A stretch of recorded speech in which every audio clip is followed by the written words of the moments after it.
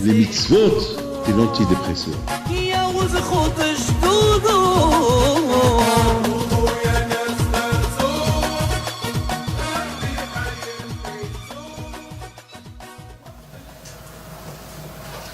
Chose, mon fils, Rabbi Moshe Pinto, étant donné que B'ez Hashem demain soir c'est Shavuot, donc je dis à mon fils que même si à Minyan, je viendrai dans cet endroit de Rabbi Pinto, c'est ce makom qui prend le nom du tzaddik, pour venir dire quelques mots comme préparation de Matan Torah.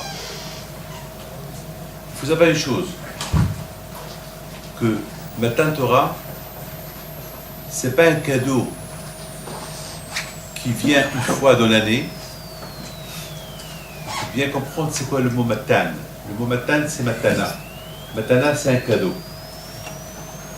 Il faut savoir que le cadeau que Hachem nous donne à Shavuot, ce n'est pas une seule fois dans l'année qu'on le reçoit, c'est tout le temps qu'on le reçoit. Celui qui aime sa femme, il lui donne des cadeaux tout le temps.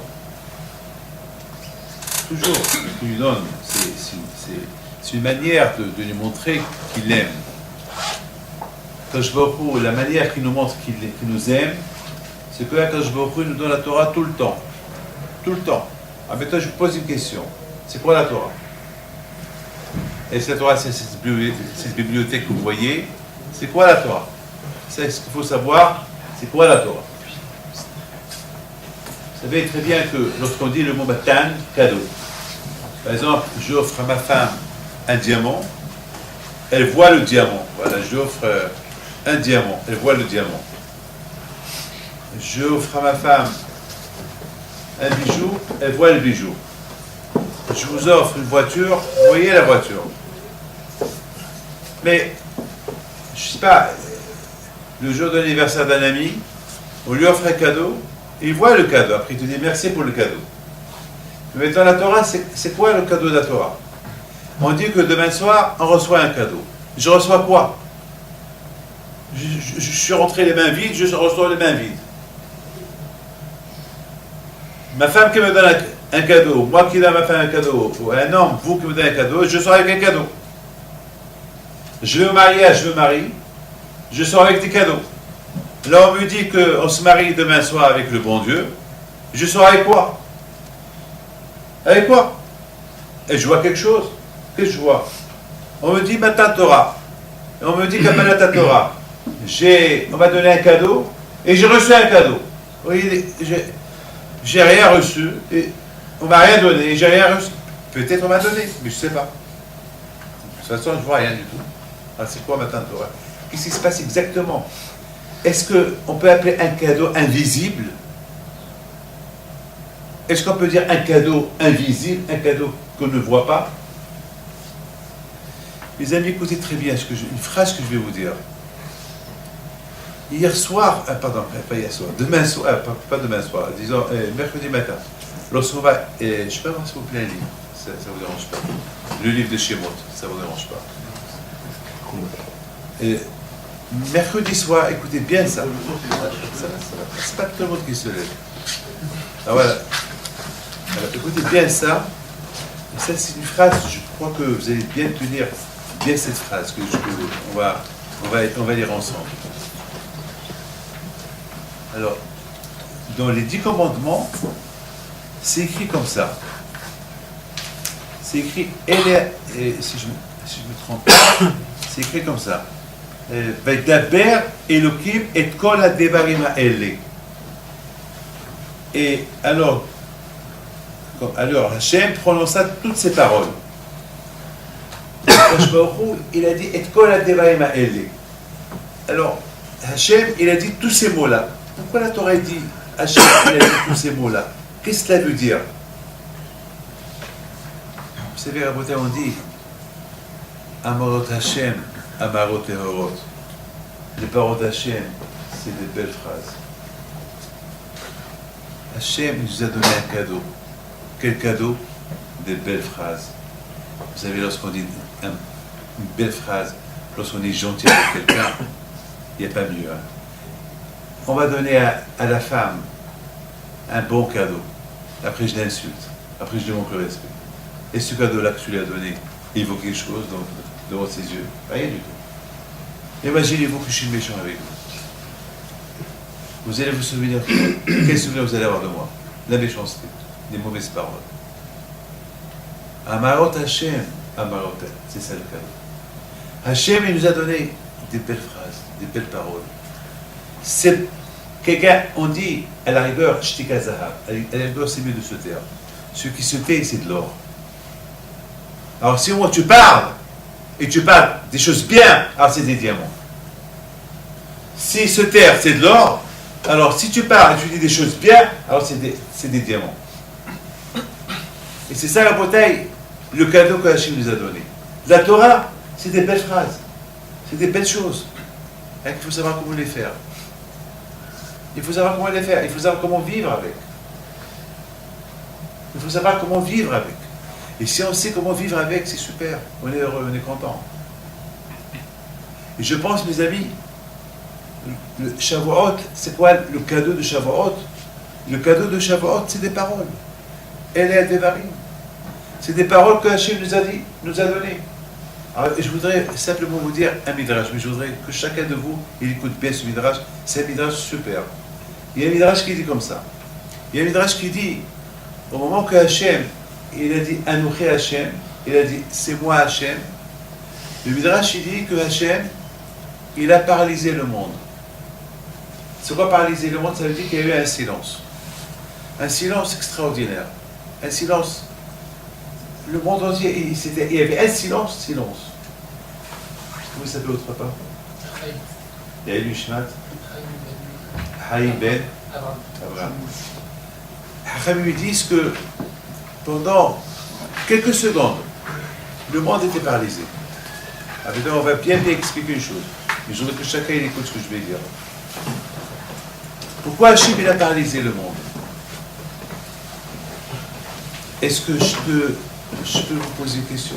Ça ne dérange pas? Est-ce que vous pouvez, je m'excuse, sans vous gêner, est-ce que d'après vous, il y a une raison pourquoi Hachem il a paralysé le monde? Il a fait que les enfants ne pleurent pas. Un enfant qui était en train de pleurer, il a arrêté de pleurer. Un enfant qui était en train de téter, il a arrêté de téter. Les vents, ils se sont arrêtés. Les vagues, ils se sont arrêtés. Il y avait, on dirait que le monde était étouffé. Il y avait un silence. Un silence. Un silence. Les oiseaux qui étaient en train de survoler, ils sont arrêtés de survoler. Comme ça, il n'y a pas de bruit. Il n'y avait pas de bruit. Rien.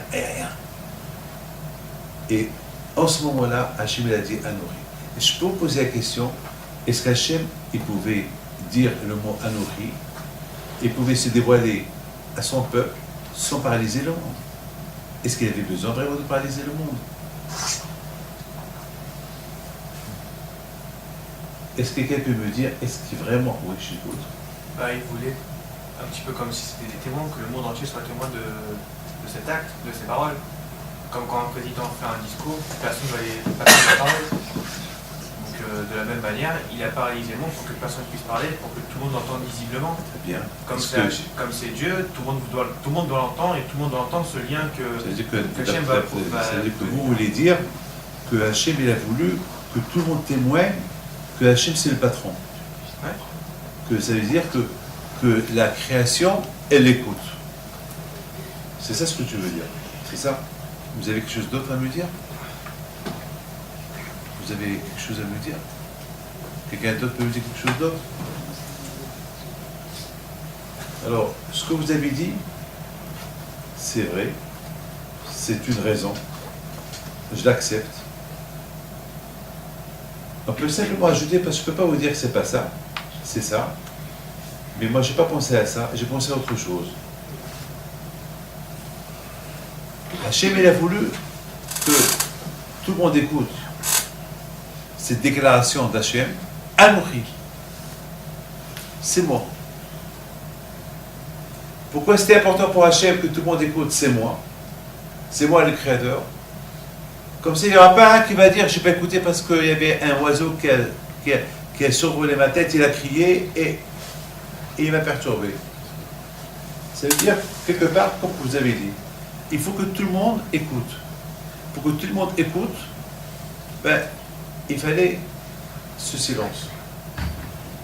Qu'il n'y a pas quelqu'un qui va dire, j'ai pas écouté parce que mon bébé pleurait. Alors je vérifie que le bébé aussi ne pleure pas. Ça, c'est une des raisons. Alors, écoutez bien. Mais dans Hachamim, les sages disent que même les nations, ils doivent écouter à nous. C'est quoi les nations? C'est les peuples de l'époque. Je ne sais pas quel peuple il y avait. Les Knaanim, les Midianim, les Moavim, les Ammonim, tous les peuples qu'il y avait à l'époque. Il y avait toujours les 70 nations, ils ont entendu Anochi, d'après le Midrash, ils étaient tellement heureux et contents. Vous pouvez croire à ça? Ils étaient heureux et contents. Tellement qu'ils étaient heureux et contents parce qu'ils ont écouté un seul mot. Ils n'ont pas écouté deux mots, un seul mot. Ils étaient tellement heureux et contents qu'ils sont partis chez Bil'am. Bil'am aussi était là. Ils ont dit à Bil'am, c'est la fin du monde.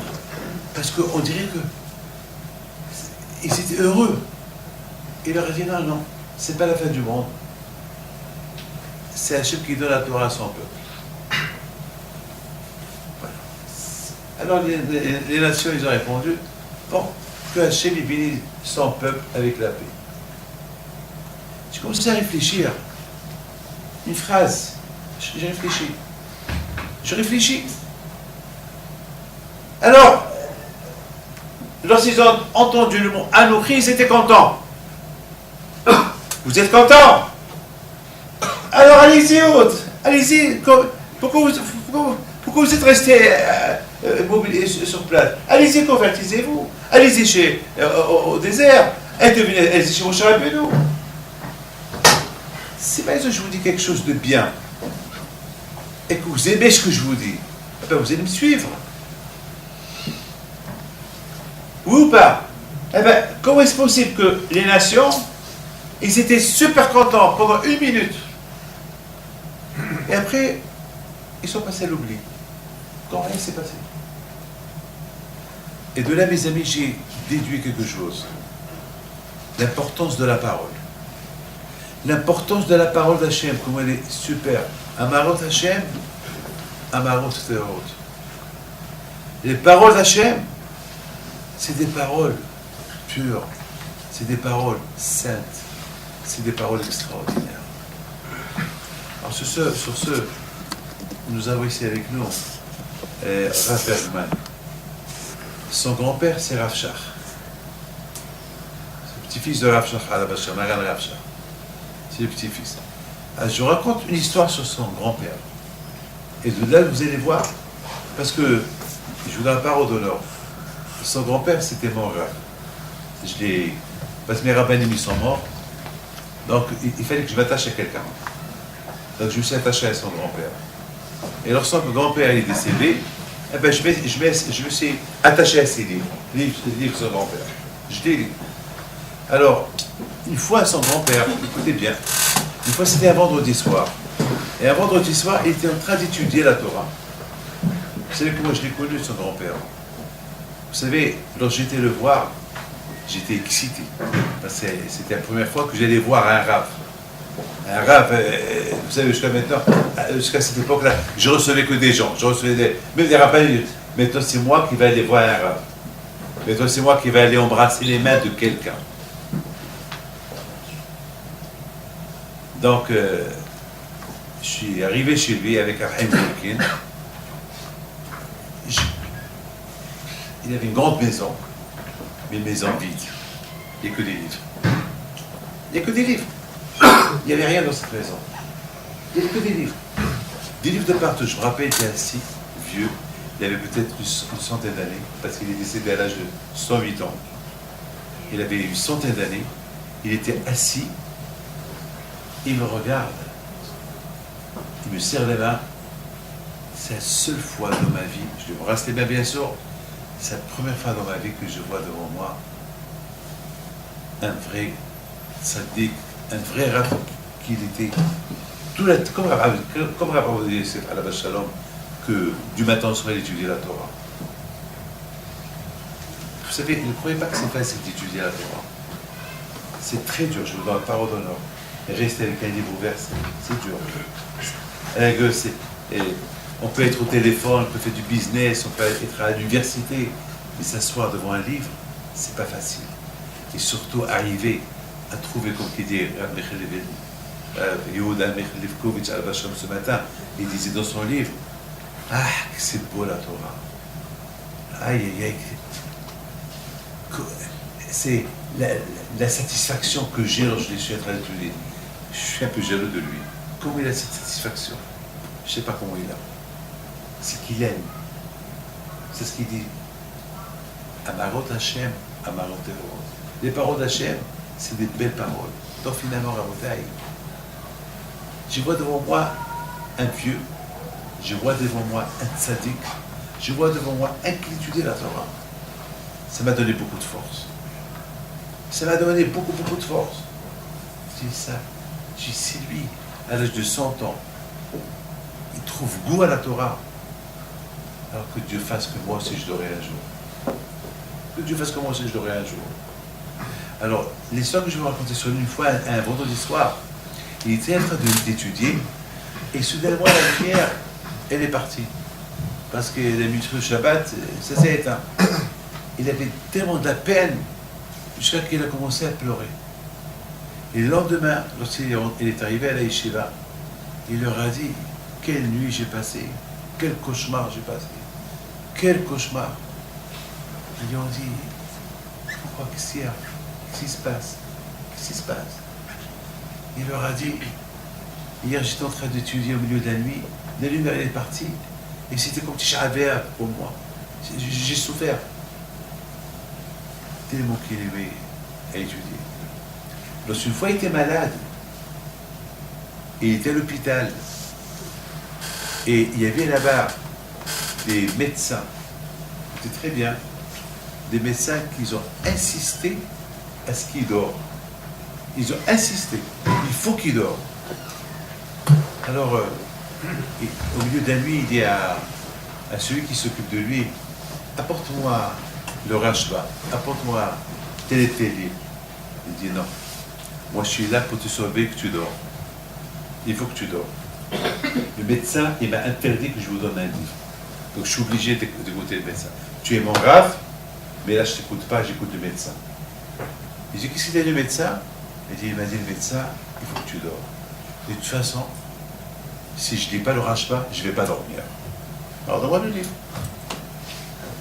De toute façon, je ne vais pas dormir. Je ne vais pas, voilà, je ne vais pas dormir.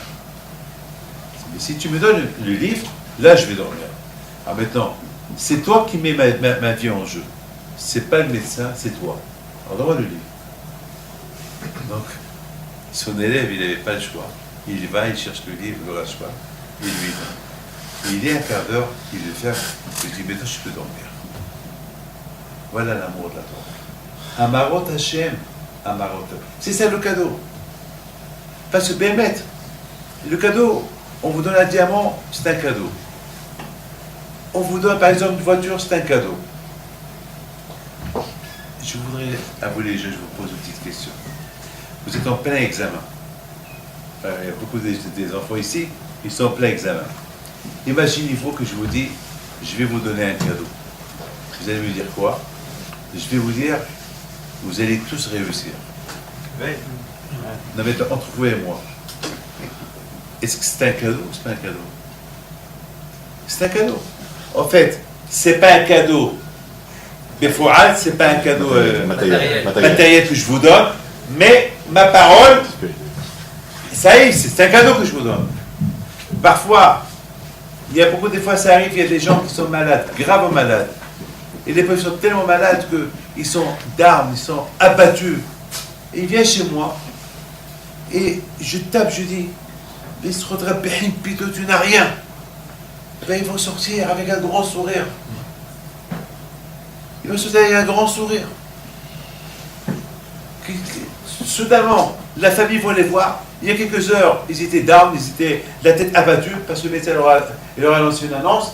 Et maintenant, voilà, c'est une toute parole que je lui dis. Les paroles de la Torah, c'est des paroles douces. Des paroles, c'est des cadeaux. Et bien, lorsqu'on les fait, on sent le cadeau des paroles. Je voudrais simplement vous dire, qu'est-ce qui s'est passé avec les nations? Ils entendent le nom ils entendent Anochi. Alors, puisqu'ils ont entendu Anochi a priori, qu'est-ce qu'ils devaient faire? Ils devaient être heureux, ils étaient que heureux, tellement heureux qu'ils ont fait la shira. Ils ont commencé à chanter. Mais qu'est-ce qui s'est passé après? Rien! Tout était passé à l'oubli. Qu'est-ce qui s'est passé après? Rien du tout. Alors quoi? Le contraire. Vous avez entendu le nom d'Hachem. Vous avez entendu Hachem qui se déclare. Il dit c'est moi Hachem. Tout le monde était content. Et eux aussi étaient contents. Alors allez-y, recevoir la Torah comme tout le monde. Qu'est-ce qui s'est passé? Pourquoi ils se sont freinés? C'est la bataille. La raison, elle est simple. Parce qu'il faut continuer. Il faut continuer. Pour être docteur, il faut continuer. C'est pareil que c'est pas que si on réussit la première année, alors ça y est, je suis docteur. Non, il faut continuer, il faut encore 2 années, encore 3, ça dépend quelle spécialité tu vas faire. Peut-être tu as besoin de plus de 15 ans si tu veux devenir un professeur. Il faut continuer pour arriver à ce que tu veux arriver. C'est vrai, parce que j'ai reçu les résultats de la première année, j'ai réussi, je suis content, je commence à chanter. Ça ne veut pas dire que tu es docteur. C'est vrai, tu as gagné 5 la première année. Là aussi, tu es content parce qu'ils ont entendu le nom d'Hachem. Très bien, mais il faut continuer. Et pourquoi vous êtes arrêté? Allez-y, qui vous empêche de continuer? Vous savez, mes amis, la semaine dernière, j'étais au Panama, la semaine dernière. Et là-bas, il y a une femme, elle vient chez moi. Une femme, c'est une femme très riche. Elle vient, elle me dit, je veux le bracha, je veux que mes enfants ils soient tzadikim, hasidim, ma'asim tovim, et je veux que mon mari soit un tzadik. Je suis une femme vakallah. Vous savez très bien, elle mettait sur elle une blouse. Alors c'est quoi les blouses? William Marciano, avant qu'il est parti au Panama, je lui dis, prends avec toi des blouses. Parce que là-bas, il fait très chaud, c'est 32-33 degrés à l'heure. Et là-bas, les femmes, ils ne sont pas à hautes. Malheureusement, il fait très chaud. Donc, moi, lorsqu'ils rentrent voir un rabbin, comme je fais de partout, ils mettent une blouse. Sinon, ils ne rentrent pas chez moi. C'est pas moi qui ai besoin d'eux, c'est eux qui ont besoin de moi. Ils ont besoin de moi, allez-vous, s'habillent snéo. Je leur apprends qu'il y a un respect.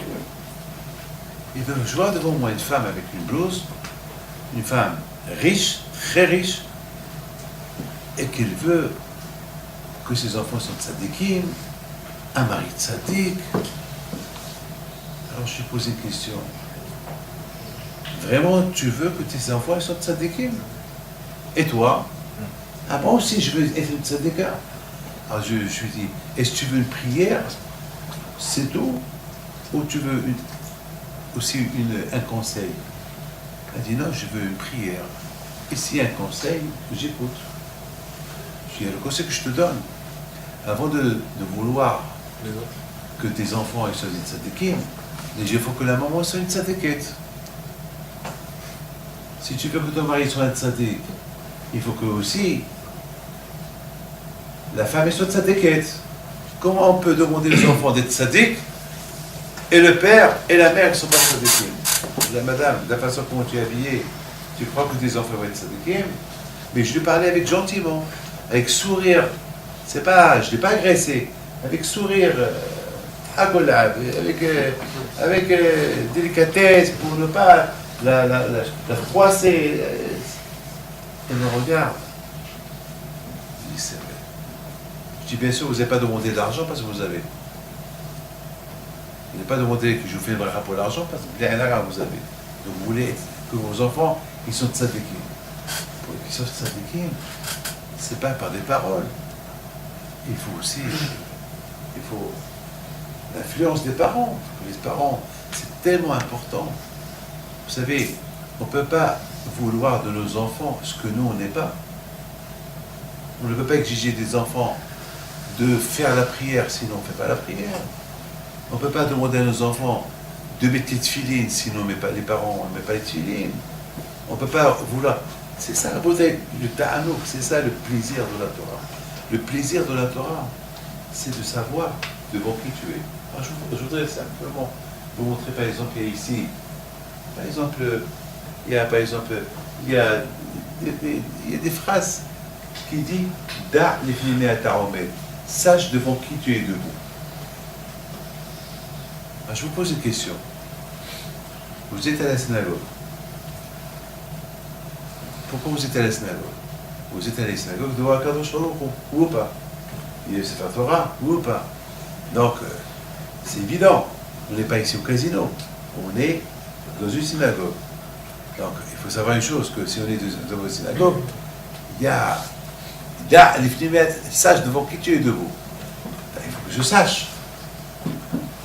Si je ne sais pas, alors si je ne sais pas, devant qui je suis debout, c'est un problème. Et c'est ça la bouteille, matin Torah. Je donne parole d'honneur. Je l'ai raconté plusieurs fois. Une fois, j'étais avec Léon Haddad. On était à Marseille. Ça, c'est une histoire gravée dans ma tête. Jamais je peux l'oublier. Jamais, jamais, jamais. On était à Marseille et j'étais là-bas 2 jours non-stop. J'ai reçu les gens non-stop. Et à un moment donné, lorsqu'on a quitté Marseille, on est arrivé à Lyon vers 5h du matin. C'était le jour de Rosh Chodesh. Il me dit, Léon Haddad, Rabbi David, il est 5h du matin. La prière, c'est dans 2 heures. Moi, je ne vais pas aller dormir parce que je dois prendre les enfants à l'école. Et toi, Rabbi David, je viens te chercher à 7 heures ou pas? Je lui dis, Léon, toi, tu as fait que ronfler. Ça fait plus jours que tu dors. Ça fait plus jours que moi, je ne dors pas. Mon fils, tu peux rester encore réveillé. Moi, je suis crevé. Alors, tu sais quoi, le matin, tu viens. Tu tapes. Si je suis réveillé, je descends. Mais si je ne suis pas réveillé, si tu vois que 10 minutes je ne descends pas, après 10 minutes je ne descends pas, c'est que je suis crevé, je suis fatigué. Il me dit d'accord. Et vers 7 heures du matin, j'entends PAM, quelqu'un qui sonne, quelqu'un qui tape à la porte. On n'avait pas la sonnette, on avait, je ne sais pas qu'on appelle ça. Hein? Le crochet. Le bon. Ouais. Comment on l'appelle? Pam, pam. Bon, à Colpanine, je me réveille, je descends en bas. Non, pardon, je me suis pas réveillé. Je réfléchis. Je me réveille, je ne me réveille pas. Je descends pas. Je vais pas. Et toutes les pensées, David, tu es crevé. 2 jours, tu n'as pas dormi. David, il faut que tu te reposes. Tu ne vas pas tenir le coup. Oui, mais David, ça va. Et quand même, c'est Rosh Chodesh. Après, soudainement, il y a l'idée de riche, de Genève et de Montsafra. Alors, Shalom, il vient dans ma tête. Et j'ai commencé à réfléchir. David, et si jamais on te dit que Edmond Safra, il est à la Yeshiva, il veut te voir, qu'est-ce que tu aurais fait maintenant? Tu sautes du lit. Maintenant, pourquoi? Parce que c'est Edmond Safra. Parce que c'est Edmond Safra qu'il est à la Yeshiva, il veut te voir. Alors maintenant, peut-être il va te donner un bon chèque, il a des banques. Mais peut-être aussi il ne va pas te donner de chèque. Alors, peut-être il te donne, peut-être il ne te donne pas, et quand même tu vas te lever pour aller le voir, parce que c'est Edmond Safra. Et pour Hachem, tu ne te lèves pas. Pour Hachem qui te donne la vie, c'est sûr qu'il te donne la vie. Pour lui, tu ne te lèves pas, tu ne peux pas. L'idée, elle m'a donné une force. J'ai sauté du lit, je descends en bas, et je dis, allez, on rentre. Donne-moi 5 minutes, je prépare pas, je vais avec toi. En Bretagne, après la prière, je dois parole d'honneur. Vous ne pouvez pas imaginer la joie que j'ai sentie. On dit une chose, celui qui vole, au départ il vole, il a envie de voler. Il vole, voilà, une fois qu'il a volé, une fois qu'il a dépensé cet argent, il regrette. Il regrette. On n'a jamais vu quelqu'un qui a fait du mal à quelqu'un, ou quelqu'un qui s'est fait du mal, ou quelqu'un qui a fait du mal, qui n'a pas regretté après. Mais de l'autre côté, on n'a jamais vu quelqu'un qui a fait du bien qui regrette après. Celui qui fait du bien, toujours heureux qu'il a fait du bien. Celui qui a fait du mal, toujours. Au départ, il ne voit pas de mal, le mal qu'il fait. Mais après, une fois qu'il a fait le mal, il regrette le mal qu'il a fait. Et c'est ça, Rabot. Amarot Hashem, Amarot Eo. C'est ça, Rabot. Elle est Ativarim. C'est ça, Matan Torah. Lorsque Hashem te dit ne vole pas, c'est un cadeau. Lorsque tu dis ne tue pas, c'est un cadeau. C'est des conseils, c'est des cadeaux qu'il te donne. Il te donne des conseils, il te donne des... Lorsque Hashem te dit repose-toi Shabbat, mais c'est un cadeau de se reposer Shabbat. C'est pas tout le monde qui a le zéro, la chance de se reposer Shabbat. C'est pas tout le monde qui a ce zéro-là. Vous savez que toujours je prends encore l'idée, je m'excuse de retourner encore un peu en arrière. Je prends toujours l'idée de ces nations que lorsqu'ils ont entendu un nourri Hachem, c'est moi Hachem, ils ont commencé à être heureux, ils ont commencé à être contents. Et je me suis dit, le zchut que nous on a, le zchut que les Juifs, à Israël est là, c'est quoi le zchut que nous avons? Le zchut que nous avons, c'est qu'on entend le nom d'Hachem tout le temps. Tout le temps on l'entend, le nom d'Hachem, tout le temps, tout le temps, tout le temps, tout le temps, tout le temps. Vous devez être content tout le temps. Malheureusement, on n'est pas content. Pourquoi elle n'est pas contente? La réponse elle est simple. La réponse elle est simple. C'est parce qu'on ne cherche pas. On ne cherche pas. Vous savez, mes amis, tout à l'heure j'étais en train de discuter avec le petit-fils de Rav Shach, avec mon fils de Moshe, la paracha de la semaine prochaine, la paracha de Be'alotra. Alors vous connaissez que cette belle paracha de Be'alotra. C'est la paracha de Hanouka, ou pas. C'est le Ramban, c'est la paracha de Hanouka. Le Nes, le miracle de Hanouka, c'est grâce au Hashmonaïm. C'est grâce. Alors pourquoi ce miracle est venu que par l'intermédiaire des Kohanim? Quelle est la raison? Quelle est la raison? Alors Rashi, le Ramban, il nous explique, et Hachamim nous explique aussi, que lorsque tous les princes d'Israël, ils étaient invités pour inaugurer le temple, chaque prince, Yehuda, Shimon, chaque chevet, chaque tribu, il y avait un prince qui représente la tribu, qu'ils ont participé à l'inauguration. Et chaque jour, et chaque prince, chaque chevet, c'était son jour. Le premier, c'était Yehuda, Issachar. Chaque jour, il y avait un qui venait inaugurer, il faisait une fête. C'est-à-dire chaque prince, il représente qui? Sa tribu. Mais tout le monde, le 12e jour, après 12 jours, il y a Aaron, il reste comme ça. On voyait qu'il était triste, il avait la peine. Alors on demande à Aaron, qu'est-ce que tu as, Aaron? Pourquoi tu es triste? Et Aaron il répond, tout le monde a été invité, tous les tribus ont été invités pour inaugurer le temple, sauf moi. Moi, je n'étais pas invité.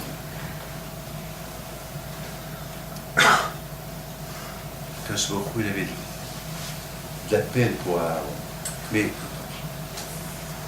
pourquoi Bémet il n'a pas été invité? C'est pas ça Kashbaruch il a prévu pour Aaron d'autre chose. De toute façon, Aaron, c'est lui qui va être dans le temple tout le temps. Les princes d'Israël, ils ont inauguré une fois dans la vie. Mais Aaron, il est là-bas tout le temps. Il y a une différence, oui ou pas? Tout le temps, mais malgré, parce qu'il avait un peu de la peine, quand je lui dis, tu sais quoi, Aaron, par rapport à cette peine que tu as eue, parce que tu n'as pas été invité, alors, c'est toi qui vas allumer la Hanouka chaque jour, Menorah là, qui est au Beth Amikdash. C'est toi qui vas l'allumer. Je vous pose une question. Je voudrais bien voir quelqu'un s'il peut me répondre. Pourquoi vraiment il n'a pas été invité? Pourquoi il n'y avait que les 12 tribus? Vous savez qu'on a 13 tribus. Il y a 13. Parce que celui de Youssef, celui de Youssef est devenu 2. Avant, avec Youssef, ils étaient 12.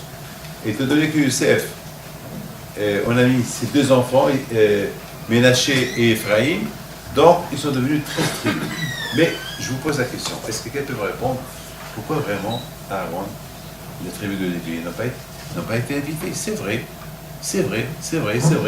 Que de toute façon, Aaron, c'est lui, le chevet de Lévi, c'est eux qui vont s'occuper du temple, très bien. Mais quand même, oui, le problème qu'on l'invite, que lui aussi inaugure, comme tout le monde. Asma, parce que le rabbin, il est le rabbin de la synagogue, on ne va pas l'inviter le jour de l'inauguration. Et imaginez-vous maintenant, moi, je suis le rabbin d'une synagogue. Alors on ne va pas inviter le jour de l'inauguration. Pourquoi est-ce que parce qu'on va me dire, après je vais avoir d'appel. Mais pourquoi on ne va pas inviter le jour de l'inauguration? Mais parce que de toute façon, toi tu vas être là-bas tout le temps. Mais d'accord, je vais être avec vous le jour de l'inauguration. C'est mon plaisir. Donc on comprend Aaron, ou pas? On comprend Aaron pourquoi il est appelé. Parce que lui aussi, il veut être pas vite avec tout le monde. Le jour de l'inauguration du temple, il veut être là-bas. Alors je vous pose la question. Pourquoi vraiment il n'a pas été invité? Ah, je te montre. Aguetta. Quelqu'un peut me répondre, une petite réponse sympathique. Hein? Alors je voudrais vous raconter une petite histoire sur Rabbi Pido à la Vachala. Écoutez bien cette histoire. Vous savez, mes amis, que je ne sais pas si j'ai le droit de le dire ou pas. Il y a une femme ici. Elle m'a appelé tout à l'heure. Elle est là. Elle m'a appelé. Elle me dit, Rabbi David,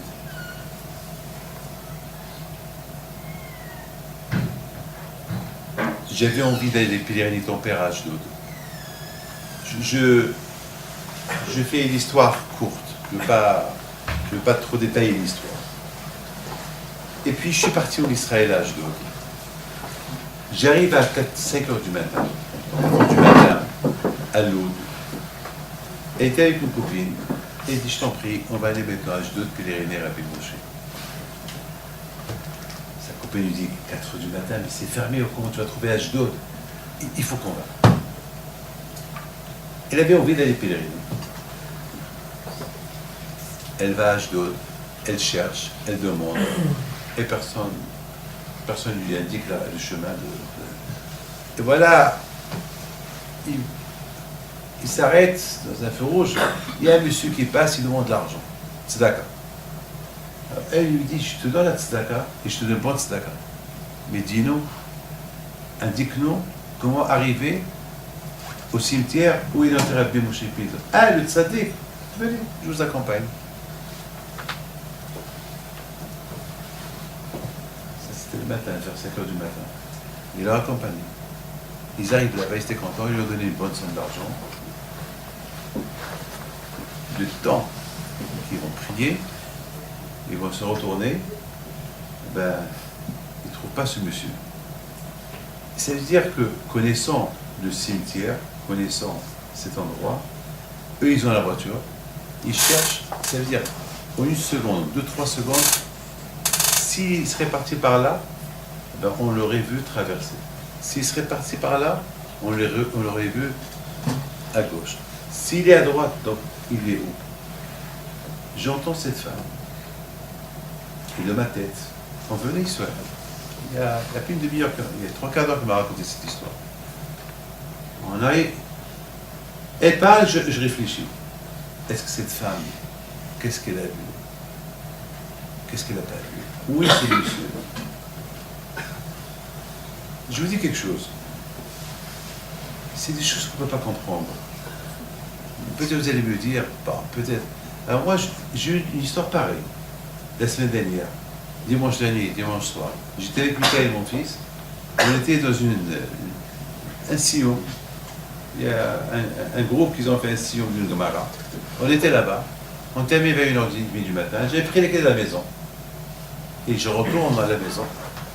Et je dis à Michael, on a fait une bêtise. Je ne pense pas que c'est les clés de la maison. Et Michael me dit, papa, j'ai fait une bêtise. Quoi? C'est moi qui a changé les clés.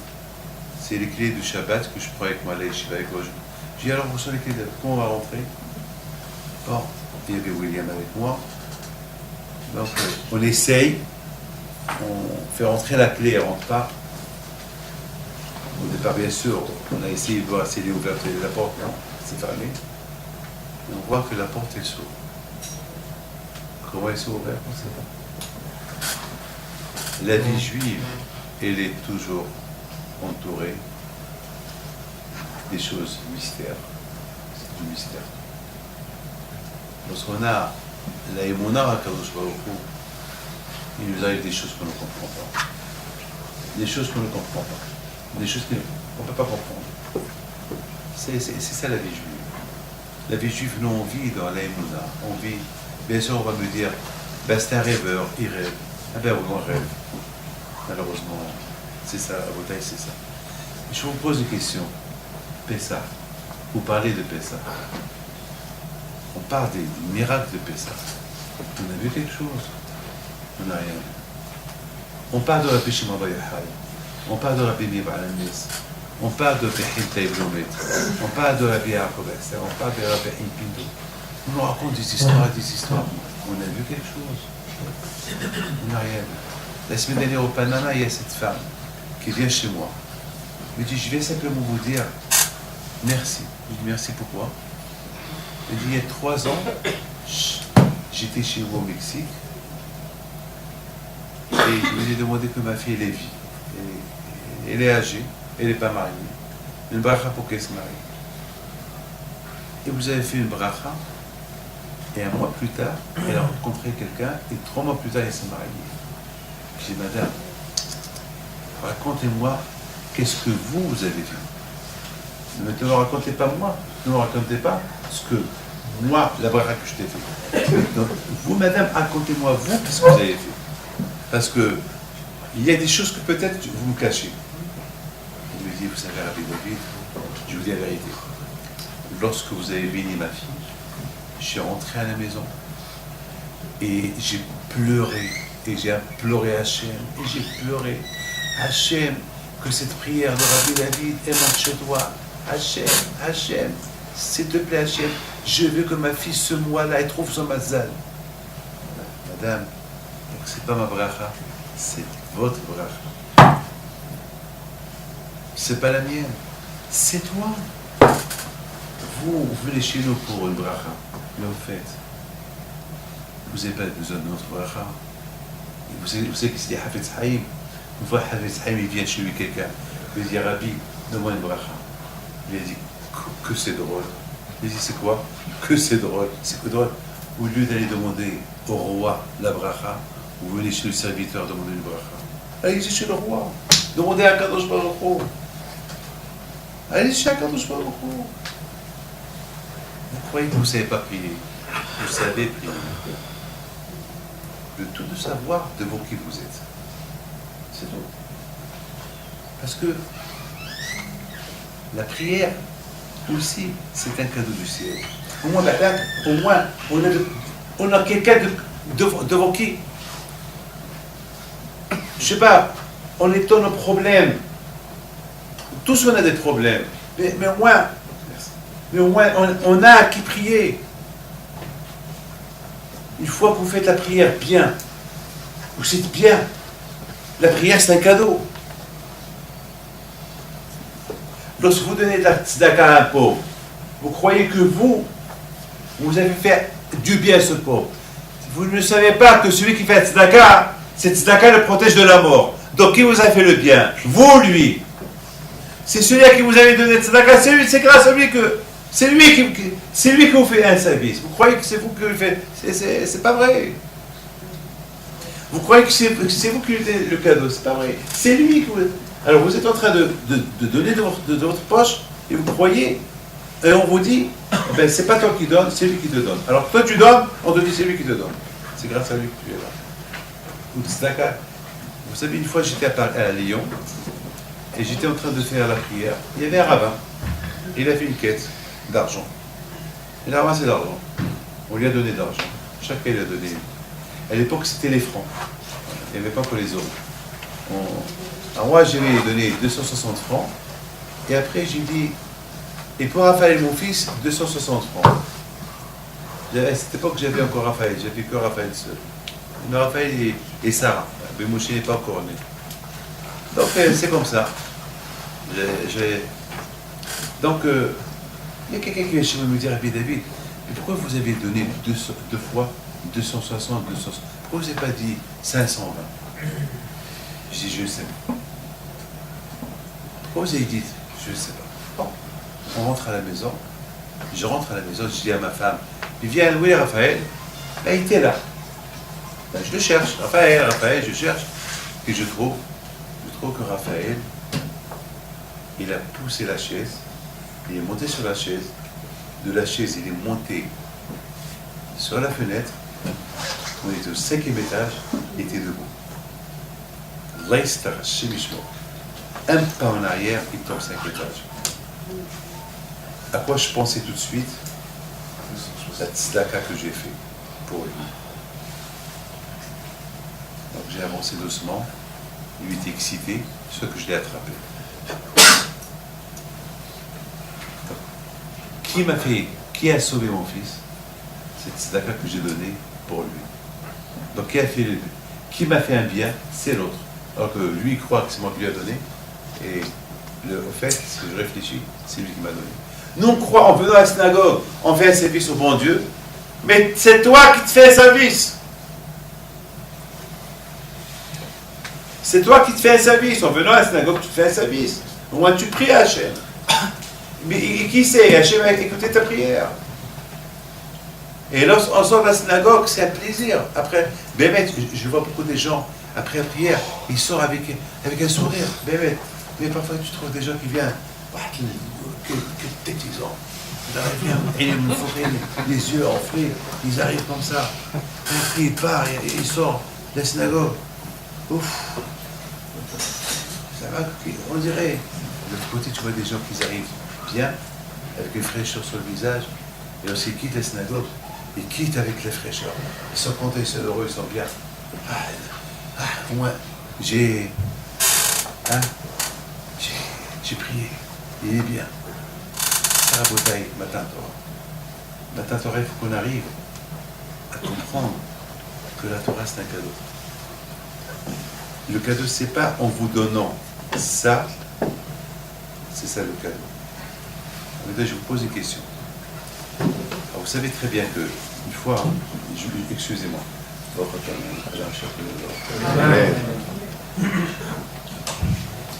semaine dernière, il y avait un couple qui sont venus chez moi.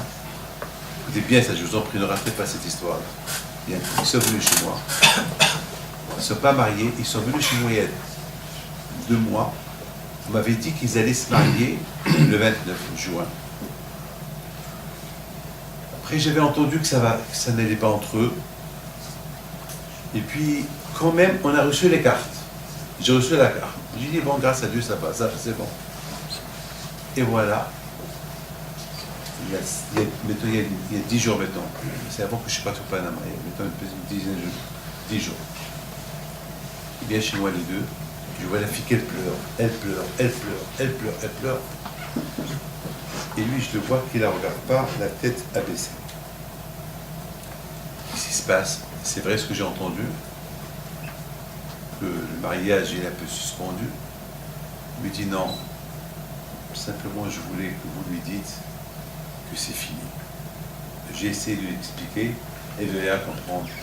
Dites-lui que c'est ça la vie. Parce qu'elle peut se faire du mal. Et je ne veux pas que c'est du mal. Voilà, la bague que je lui ai donnée, elle coûte 7 000 €, je lui donne. La montre que je lui ai offerte, elle coûte 5 000 €, je lui donne. Voilà, je devais lui acheter une voiture. J'ai fait un dépôt, je lui achète. Mais on n'est pas fait la peau. Mais ça fait. Alors, elle pleure, elle dit, mais ça fait 3 ans qu'on est ensemble. Je sais, elle me dit, je sais. Ça ne va pas marcher. Moi, je le regarde. Je lui dis, mais pourquoi ça ne va pas marcher? Pourquoi? Mais quand même, 3 ans. Je lui dis, attends, mais pourquoi tu ne la regardes pas en face? Je vois que déjà tu lui fais la tête. Pourquoi? C'est déjà 3 ans ensemble. Et soudainement, tu la hais, tu l'aimes plus, c'est fini. Non. Elle ne veut pas me comprendre. C'est trop tard. Elle lui dit, mais je suis prêt à faire n'importe quoi pour toi. Je lui dis, mais ça fait 3 ans que tu me dis, tu veux tout faire pour moi. Tu ne fais rien. Alors moi, je lui dis, de quoi vous parlez? Qu'est-ce que tu lui demandes? Qu'est-ce qu'il te refuse? Alors, il me dit, moi, je commence à être chemin Niguéa, je touche plus les femmes, je commence à faire Shabbat, et maintenant 1 an que je fais tout ça, et je vais plus à la plage, mais elle ne veut rien comprendre. moi je ne veux pas faire ma vie comme ça. Alors, je la regarde, je lui dis, vous savez, si c'est comme ça, c'est mieux d'arrêter que de se marier et divorcer. Parce que, entre vous et moi, il ne faut jamais se marier avec quelqu'un qui est plus religieux que vous. C'est un conseil que je vous donne. Il ne faut jamais se marier avec une fille, ou si vous êtes plus religieux qu'elle. Il ne faut pas croire, il ne faut pas penser que je vais la rendre comme moi, ou elle va dire je vais la rendre comme moi. Ça ne marche pas. Sauf s'il y a des efforts des deux côtés. Je vous le dis, c'est mieux d'arrêter. C'est mieux d'arrêter parce que ça ne va pas marcher. Ça va pas marcher. Moi, je savais, ça fait 40 ans que je reçois les gens. J'ai une expérience. Lorsque ils sont pas, lorsque le couple ne partage pas les mêmes idées, c'est mieux de ne pas se marier. C'est mieux. C'est mieux de ne pas se marier. Alors je regarde la femme. Je dis, madame, peut-être fais un effort. Mais je vais faire un effort. L'autre lui dit, non, ça fait déjà 3 ans. C'est mieux qu'on arrête. Écoutez très bien. Et là, j'arrête, je termine avec ça.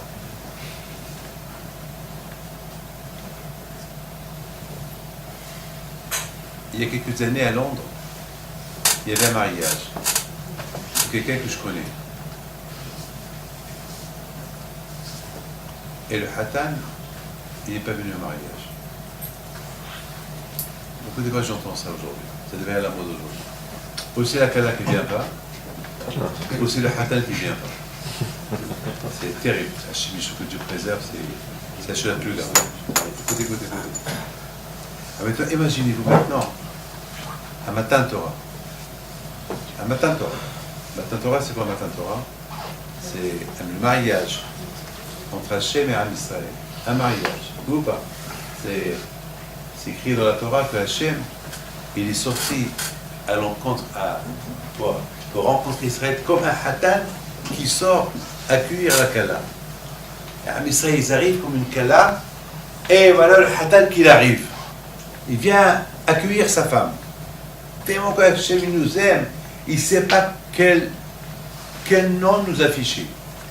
Ma sœur, Ahouti, Rayati, Yunati, Tamati, ma sœur, ma mère, mon frère, mon copain, ma copine. Tellement que Hachem nous aime, et il nous a donné tous les noms possibles qui existent. Et c'est là qu'en Israël, ils sont devenus un peuple uni autour de Akadosh Baruch Hu. Ah mais imaginez-vous, quand Israël il quitte l'Égypte, il se prépare 49 jours. Il compte chaque jour le Homer, jusqu'à la fin. Et à Shavuot, ils arrivent tous, il n'y a pas Hachem. Où est le Hatan? Il n'est pas là. Là, ça ne s'est pas passé comme ça. Mais imaginez-vous, mes amis, si on se prépare bien pour Matan Torah, qui nous garantit que le Hatan, la Kadosh Baruch Hu, il sera présent mercredi matin? Quelle garantie on a? Quelle garantie on a? On voit aujourd'hui beaucoup de fois des mariages qui cassent, ou c'est le Hatan qui ne vient pas, ou c'est la Kala qui ne vient pas.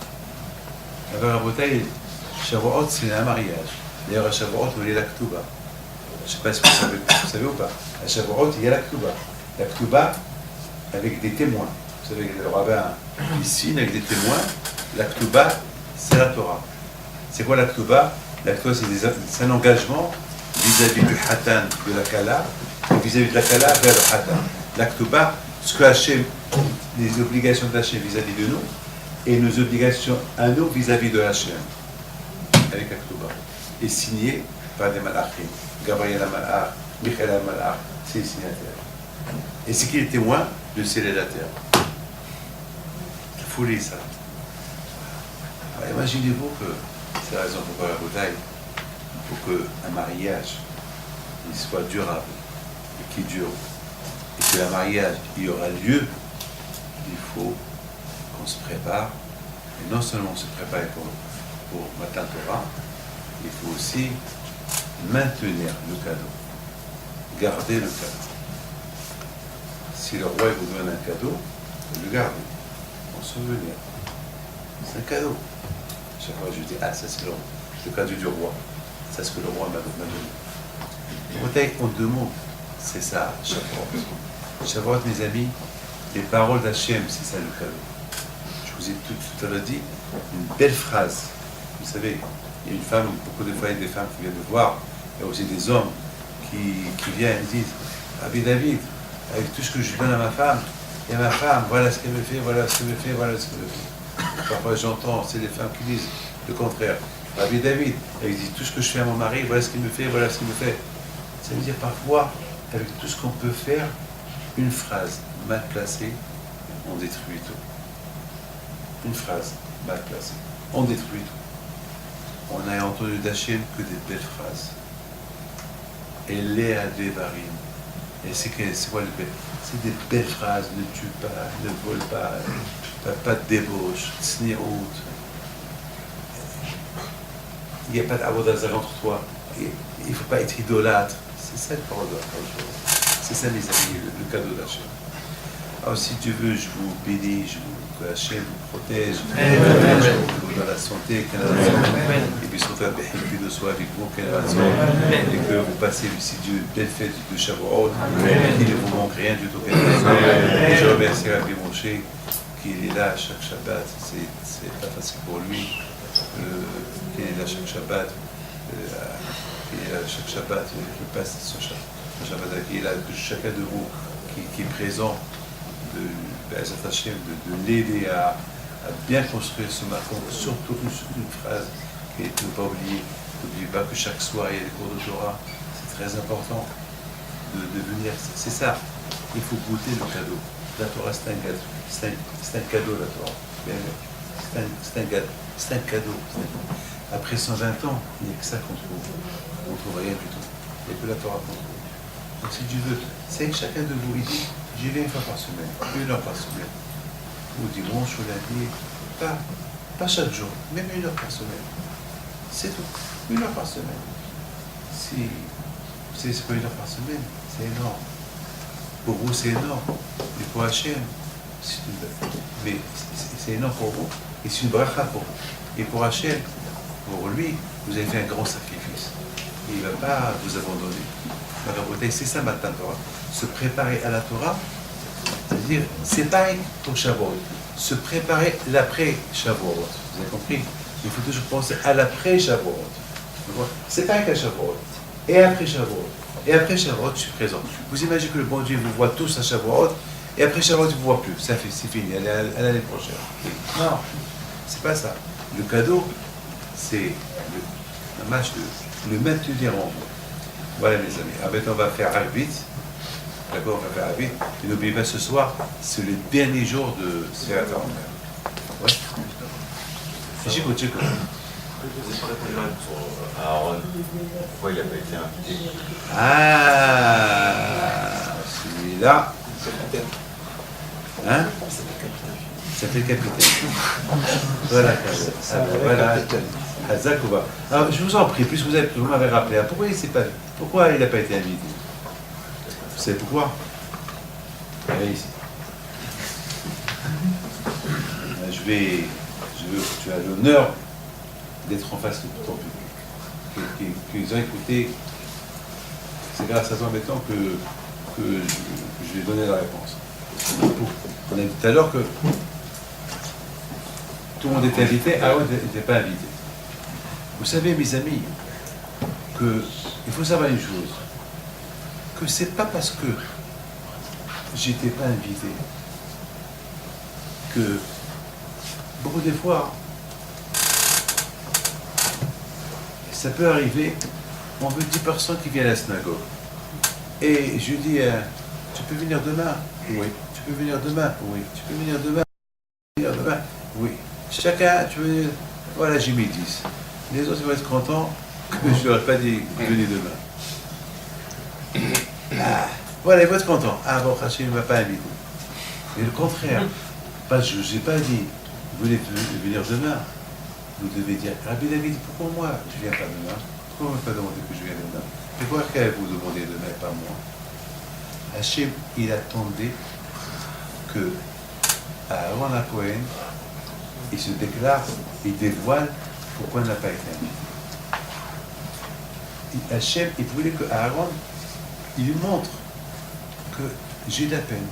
Pourquoi tu ne m'as pas invité? Hachem, il aurait pu l'inviter, s'il voulait Hachem. Pour plusieurs raisons, il n'a pas voulu l'inviter. Mais Hachem, il a voulu surtout, entre vous et moi, puisque maintenant Aaron, il dit, Hachem, pourquoi tu ne m'as pas invité? Alors il peut lui dire à Kadosh Baruch Hu, allez, va pour toi, c'est un sacrifice, et basta, et fini. Non, il dit non. C'est très important pour Kadosh Baruch Hu que celui qui n'a pas été invité, il dit pourquoi j'ai pas. Il demande au moins. C'est pas parce qu'on ne l'a pas dit, on l'a pas invité que lui, il dit bon, on ne m'a pas invité. Non, moi je veux savoir pourquoi tu ne m'as pas invité. Comme par exemple les impurs qui n'ont pas fait le sacrifice de combat Pessah. Parce qu'il n'y a que des purs qui ont fait combat Pessah. Mais ceux qui ne sont pas impurs, ils n'ont pas été invités à faire combat Pessah. Alors qu'est-ce qu'ils ont fait? Ils viennent chez Moshe Rabbeinu. Moshe, c'est vrai, on est impurs. Mais alors, parce qu'on est impur, on ne peut pas faire combat Pessah. Et combat Pessah, c'est important. Alors, donne une solution. Ah, vous cherchez une solution? On va demander à Kadosh Baruch Hu. Et Moshe demande à Kadosh Baruch Hu, c'est lépreux et ces impurs qu'ils ne peuvent pas faire le sacrifice de Pessah. Ils réclament. Pourquoi ils ne peuvent pas? Parce qu'ils sont impurs. Mais ils veulent, donne-leur une chance. D'accord. Le 15 hier, je vais le faire. Qui a gagné dans l'affaire? Qui a gagné dans l'affaire? Dites-moi. Qui a gagné dans l'affaire? Ce qui a gagné dans l'affaire, c'est les impurs. Qui a gagné dans l'affaire avec Aaron? C'est Aaron. Le fait qu'il a demandé pourquoi Hachem tu ne m'as pas invité, alors que je lui ai dit, puisque tu demandes, puisque vraiment tu as de la peine, alors je te donne la récompense. Il aurait pu lui dire, bon allez, c'est pas grave, toi aussi apporte un sacrifice. J'ai mes raisons pourquoi c'est pas toi qui fais le sacrifice, et puis si tu demandes, je te demanderai la menorah, tu la démarras chaque jour. Alors on va faire un bouteille de Kaddish, après on va cacher en mer, la sac de chocolat, c'est Israël, et car il va être au chocolat. Ça fait, toi et puis toi,